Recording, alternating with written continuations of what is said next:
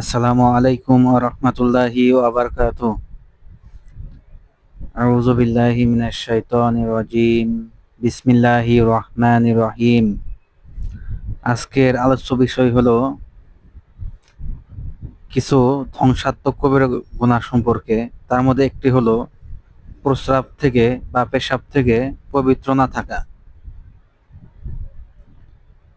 এ বিষয়ে রাসূল সাল্লাল্লাহু আলাইহি ওয়াসাল্লাম বলেছেন যে রাসূল সাল্লাল্লাহু আলাইহি ওয়াসাল্লাম একদা দুটি কবরের নিকট দিয়ে অতিক্রমকালে বললেন, এই দুই কবরবাসীর শাস্তি হচ্ছে, কিন্তু বড় ধরনের কোনো পাপের কারণে এই শাস্তি হচ্ছে না। অতঃপর বললেন, হ্যাঁ, তাদের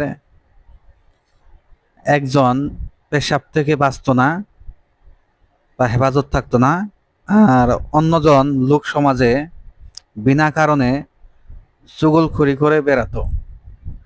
হাদিসটি রয়েছে সহিহ বুখারী হাদিস নাম্বার 218, সহিহ মুসলিম হাদিস নাম্বার 292। এই হাদিসে প্রস্রাব প্রস্রাব শব্দের আরবি শব্দ হলো বাউল। আমরা সমাজে যে বাউলগুলো দেখি, প্রস্রাব যেমন অপবিত্র, আমাদের সমাজে বাউলগুলোই ততটাই অপবিত্র।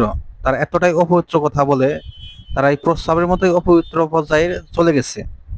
তাই আমাদেরকে সতর্ক থাকতে হবে। আসসালামু আলাইকুম রহমতুল্লাহ।